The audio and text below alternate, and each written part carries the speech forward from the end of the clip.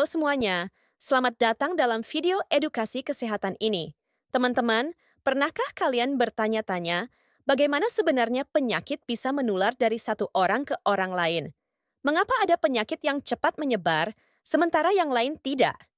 Nah, di video ini, kita akan membahas tentang transmisi agen infeksius dan faktor-faktor yang mempengaruhinya. Sebagai tenaga kesehatan, pemahaman tentang cara penularan penyakit ini sangatlah penting agar kita bisa mencegah penyebarannya dengan lebih baik. Penyakit infeksi adalah kondisi yang terjadi ketika mikroorganisme berbahaya seperti virus, bakteri, jamur, atau parasit masuk ke dalam tubuh dan berkembang biak.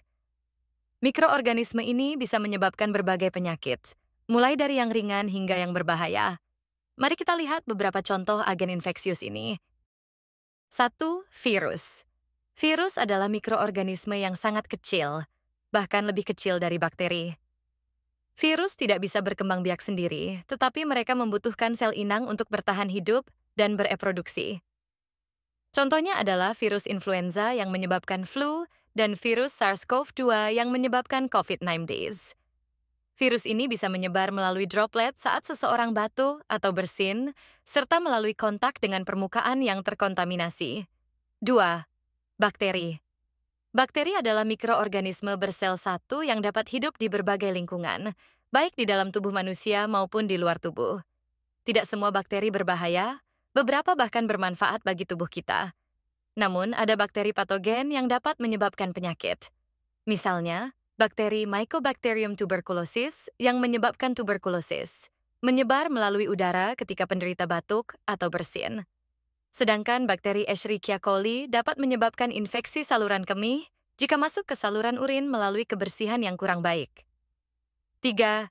Jamur. Jamur adalah mikroorganisme yang bisa hidup di berbagai tempat, termasuk di dalam tubuh manusia. Beberapa jenis jamur dapat menyebabkan infeksi, terutama pada individu dengan sistem kekebalan tubuh yang lemah. Misalnya, Candida albicans dapat menyebabkan kandidiasis, yaitu infeksi jamur pada mulut, kulit, atau alat kelamin. Sedangkan tinea adalah infeksi jamur pada kulit yang menyebabkan penyakit seperti kurap atau kutu air. 4. Parasit. Parasit adalah organisme yang hidup dengan mengandalkan inangnya untuk mendapatkan makanan dan tempat tinggal. Beberapa parasit dapat menyebabkan penyakit pada manusia. Contohnya adalah Plasmodium, yaitu parasit penyebab malaria yang ditularkan melalui gigitan nyamuk Anopheles. Selain itu, ada Sarcoptes scabiei, yaitu tungau kecil penyebab skabis atau kudis yang menyebar melalui kontak langsung dengan kulit penderita atau melalui pakaian dan tempat tidur yang terkontaminasi. Agen infeksius dapat menyebar dengan berbagai cara. Berikut ini adalah beberapa jalur utama transmisi penyakit yang perlu kita pahami. 1. Transmisi udara. Penyakit seperti tuberkulosis dan COVID-19 dapat menyebar melalui udara. Partikel kecil yang mengandung virus atau bakteri dapat bertahan di udara dalam waktu yang cukup lama. Ketika seseorang yang terinfeksi batuk, bersin, atau bahkan berbicara, patogen ini bisa tersebar ke lingkungan sekitar. Orang lain yang menghirup udara yang mengandung partikel ini bisa langsung terinfeksi. Contohnya, Mycobacterium tuberculosis yang menyebabkan TBC dapat tetap melayang di udara dalam ruangan tertutup selama beberapa jam. Oleh karena itu, penting untuk menjaga ventilasi udara yang baik di dalam ruangan serta menggunakan masker untuk mengurangi risiko penularan. 2. Transmisi droplet. Droplet lebih besar dari partikel udara dan umumnya tidak bertahan lama di udara. Namun, percikan ini masih bisa menyebar melalui batuk, bersin, atau berbicara dalam jarak dekat dengan orang lain. Misalnya, virus influenza menyebar melalui droplet saat seseorang yang terinfeksi batuk atau bersin tanpa menutup mulutnya. Droplet ini bisa mengenai orang lain yang berada dalam jarak kurang dari 1 meter.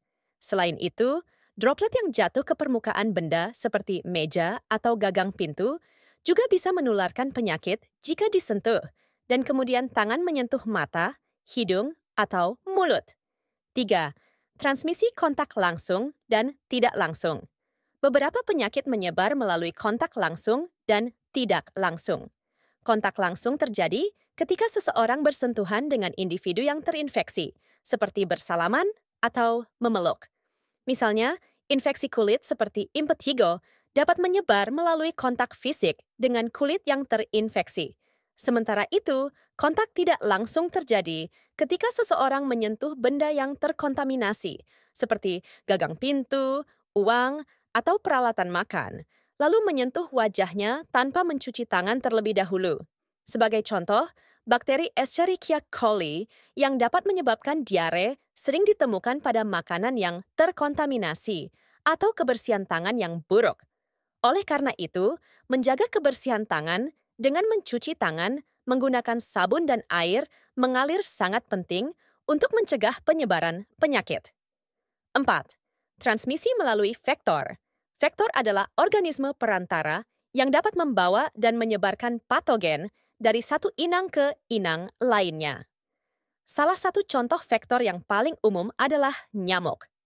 Nyamuk Aedes aegypti adalah penyebab utama penularan virus dengue yang menyebabkan demam berdarah. Nyamuk ini berkembang biak di genangan air dan aktif menggigit manusia di siang hari. Selain itu, nyamuk Anopheles adalah penyebar parasit Plasmodium yang menyebabkan malaria. Ketika nyamuk yang terinfeksi menggigit manusia, patogen berpindah ke dalam tubuh dan mulai berkembang biak, menyebabkan infeksi. Cara pencegahan transmisi melalui vektor antara lain adalah dengan menjaga kebersihan lingkungan, menghindari genangan air tempat nyamuk berkembang biak, serta menggunakan kelambu atau lotion anti nyamuk untuk mengurangi risiko gigitan nyamuk. Berikut ini adalah faktor-faktor yang mempengaruhi transmisi. 1. Kebersihan dan sanitasi. Kebersihan dan sanitasi yang buruk adalah salah satu faktor utama yang meningkatkan risiko infeksi.